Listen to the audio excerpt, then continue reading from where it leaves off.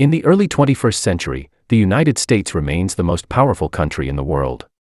According to the World Bank and IMF, the U.S. economy alone contributes around 24% of global GDP. Its military budget is larger than the next 10 countries combined. Its currency, the U.S. dollar, is still the backbone of international trade and global finance. Yet despite this dominance, there is one region where skepticism, and sometimes open hostility toward the United States, is remarkably persistent. That region is Latin America. Public opinion surveys by organizations like Pew Research Center show that in several Latin American countries, trust in U.S. foreign policy remains consistently low compared to Europe or East Asia. In countries like Venezuela, Bolivia, and Cuba, negative views of U.S. influence often exceed 60 to 70%. This raises an important question. Why does a region geographically close to the United States, linked by trade, migration, and culture, carry such deep resentment toward it? The answer is not found in recent headlines.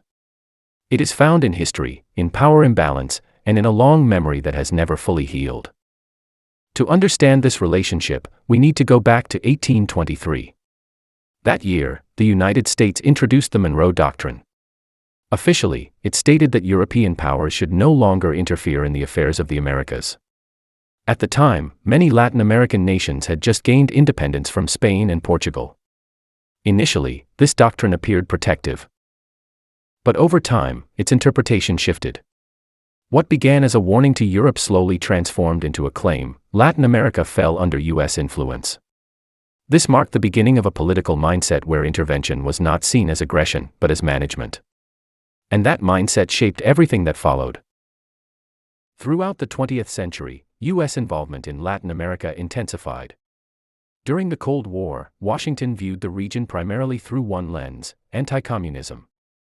As a result, the U.S. supported or tolerated coups against elected governments, military dictatorships, proxy wars. Countries like Guatemala, Chile, Nicaragua, and El Salvador experienced decades of instability, often justified as necessary to protect freedom. But for local populations, the experience felt very different. Democracy seemed conditional. Sovereignty felt fragile. And trust eroded.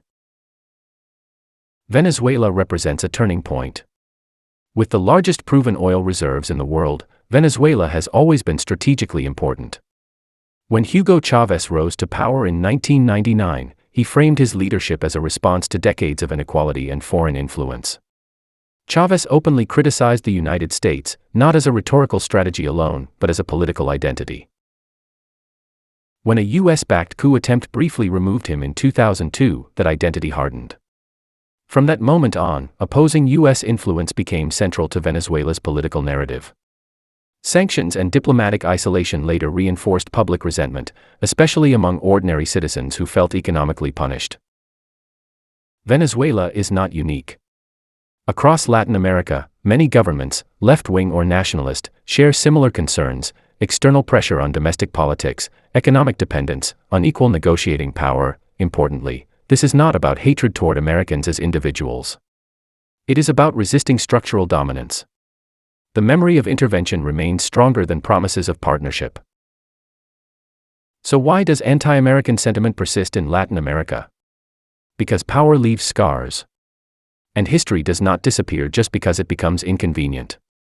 This tension is not driven by ideology alone, but by experience, repeated over generations.